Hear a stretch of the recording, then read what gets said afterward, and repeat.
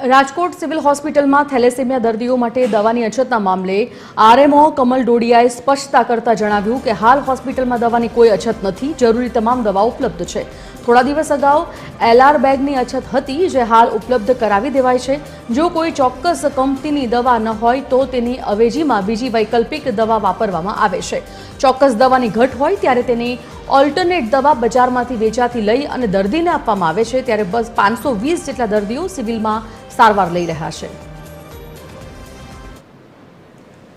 વાસ્તવમાં થેલેસેમિયા દર્દીની દવાઓ, જરૂરી દવાઓ જે છે એ અવેલેબલ છે જ, અને અમુક વસ્તુ અમારા સુપ્રિન્ટેન્ડન્ટ મેડમની ખાસ સૂચના છે કે એ બાબતની અંદર જીએમએસસીએલ છે, જે આપણે કેન્દ્રીય ધોરણે આપણે પ્રોવાઈડ કરે છે, એનો ઘણીવાર રેટ કોન્ટ્રાક્ટ કે એની અંદર વહેલું મોડું થયું હોય કે પહોંચવામાં વાર હોય તો અમને સૂચના આપેલી જ છે સુપ્રિન્ટેન્ડન્ટ મેડમ તરફથી કે દરેક બજારમાંથી પણ મગાવીને આ બધી જ દવાઓ દર્દીઓને જરૂરી એ દવા ન મળે તો બી દવા, પણ એના માટે જે જરૂરી દવા છે એ દવા પ્રોવાઈડ કરી દેવાની। એટલે આપણે ઘણીવાર લોકલ ખરીદી કરીને પણ એ દર્દીઓને પૂરી પાડવી।